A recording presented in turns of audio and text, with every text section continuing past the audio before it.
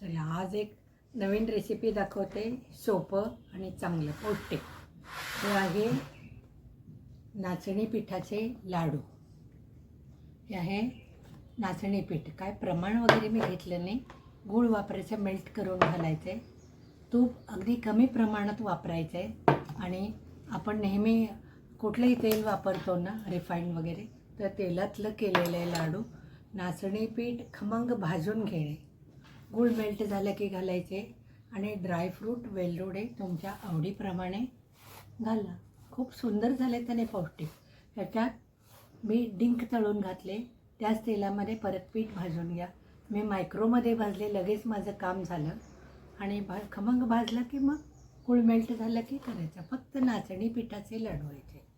तूप अगदी प्रमाणात, कमी प्रमाणात 2च चमचे वापरले, कारण आरोग्याला फार तुपकट नाही ना चांगलं. हे नाचणी पीठ आहे.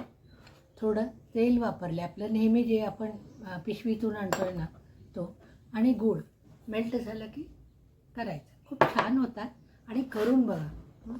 धन्यवाद. लाईक, शेअर, सबस्क्राईब करा.